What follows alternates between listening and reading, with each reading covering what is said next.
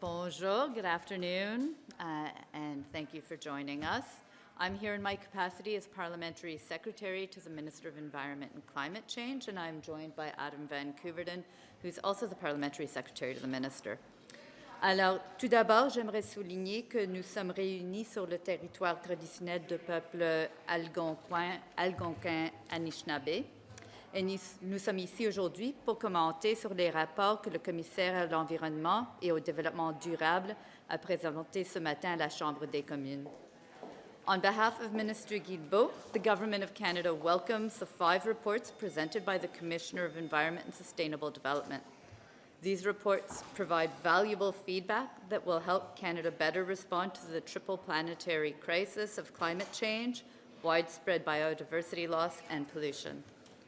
In fact, federal departments are already taking steps to implement several of the Commissioner's recommendations. Regarding the Commissioner's report on federal contaminated sites, the government is committed to taking the necessary actions to clean up federal contaminated sites for the health of the environment and Canadians. In fact, over 24,000 contaminated sites that the federal government has identified. Of those, we have successfully closed more than 75% of them since 2005. In other words, those sites no longer pose a risk to human health or to the environment. Les activités actuelles d'évaluation et d'assainissement dans tout le Canada aident le gouvernement à comprendre la portée et l'ampleur réelle de la contamination. Sans les mesures importantes prises par le gouvernement depuis le début de ces cas et de ces programmes, ce passif s'élèvera à 4,6 milliards de dollars supplémentaires. Nous reconnaissons également que le gouvernement a le devoir de soutenir l'assainissement de ces terres afin de faire progresser la réconciliation avec les peuples autochtones. I'd like to also thank the Commissioner for his report focused on zero plastic waste, which provides useful insight that helps our government's efforts to tackle plastic waste and pollution and to protect the environment. For our part, the Government of Canada just concluded our participation and hosting of INC4, the 4th session of the Intergovernmental Negotiating Committee in Ottawa. Until late yesterday, and actually I should say until early this morning, we negotiated the text of an international treaty to end plastic pollution by 2040. Canada continues to push for an ambitious treaty that reflects our own ambitious policies, such as the banning of certain harmful single-use plastics, better management of chemicals in plastics, more innovation, and greater industry responsibility. Au cours de la conférence, nous avons annoncé la création d'un registre fédéral des plastiques qui obligera les producteurs et les importateurs de plastique à déclarer les quantités de plastique qu'ils mettent sur le marché canadien. Cela nous aidera à suivre les déchets et à prendre des mesures ciblées pour améliorer la gestion de l'ensemble du cycle de vie des plastiques. And so to speak to some of the other reports, I will now turn it over to my colleague, Adam. Thanks very much, Julie. And before I start, thank you, Julie, for staying up into the wee hours of the morning fighting for our environment, along with every other delegate, to bring forward our treaty on to end plastic pollution. Bonjour tout le monde. Merci d'être ici avec nous tous et toutes. I'd also like to first start by thanking the Commissioner for his recommendations, particularly related to what the government is doing with heavy emitters and the agriculture sector. I think they provide a lot of guidance on ways that we can continue to improve our program delivery across multiple sectors. And if you look at his recommendations for the Strategic Innovation Fund and the Net Zero Accelerator initiative, this is a program making many important contributions to Canada's climate goals by supporting the decarbonization of heavy emitters. It's shaping our clean economy for decades to come and building a net zero future for all Canadians. Already, the program has supported the industrial transformation of Canada's traditional industries, and it's doing so while promoting the development of new and exciting technologies like the whole battery economy emerging in Canada, as we saw announced just recently with Honda in Alliston, Ontario. As we look at everything our government is doing to reach our climate goals, the resulting impacts on those emissions should be measured not by only immediate reductions, but everything that we're doing to continue to bend the curve on emissions while creating a stronger net zero economy for the future. According to RBC, Canada's net zero economy grew to $14 billion in 2023, and that's what programs like the Net Zero Accelerator are helping to promote. When we look at the role that agriculture and the agri-food sector is playing to get those ambitious target goals done, there is, of course, always room to grow. I'll speak for my colleague, the Minister of Agriculture, a former farmer himself, and I think he'd actually prefer not to be called a former farmer because it's growing season and I'm sure he's growing something in his garden. But when I reassure the Commissioner that work is well underway to action a number of the important recommendations he's made, I know that I'm echoing the sentiments of the Minister of Agriculture himself. But just to give a few highlights, since 2020, our government has announced over $1.5 billion in funding to advance climate change mitigation across the agriculture sector. Now, there are a range of new programs in place to support farmers in the development and deployment of more energy-efficient technologies, as well as a sustainable farming practice guide. And there are new programs that bring cutting-edge research directly onto the field, and I would also note that much of this cutting-edge research is done by farmers themselves. It's developed with farmers and scientists together who are working side by side to develop new innovative solutions to the problems that we all face as consumers.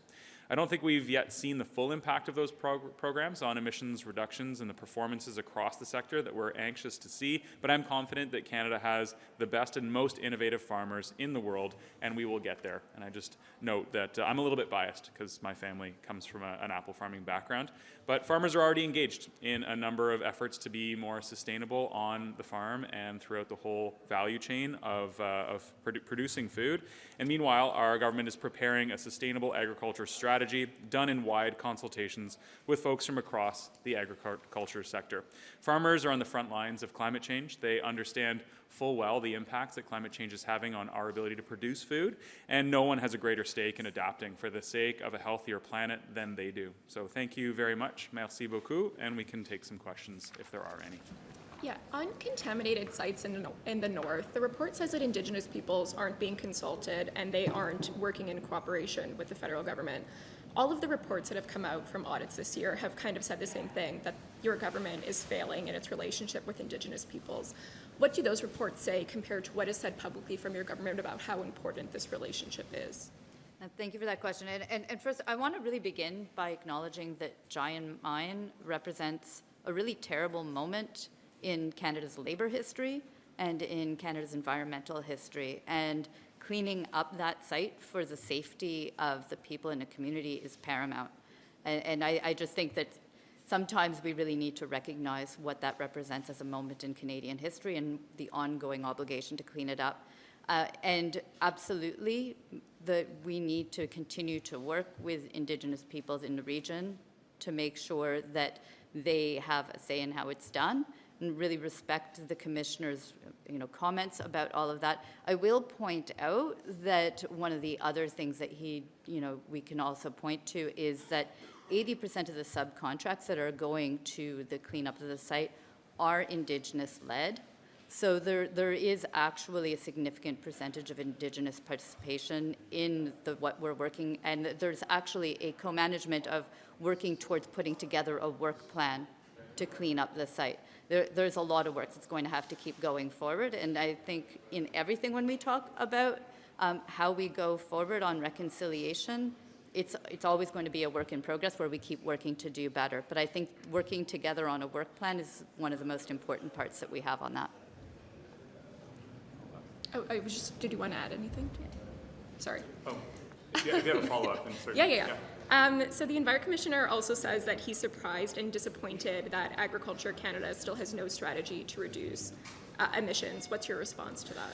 Well, we first of all appreciate that there is an Environment Commissioner who appreciates how important it is to find solutions in the agriculture sector, and also recognize that our government is being pushed in the right direction towards more action, more efficient work, reducing wait times and red tape through the process, and we want to continue to work with farmers. So that plan is on its way. Sustainable food is a priority for our government and for all Canadians, because as farmers know, lowering costs by reducing fossil fuels and other expensive inputs is an efficient way to ensure that prices at the grocery store are better for Canadians.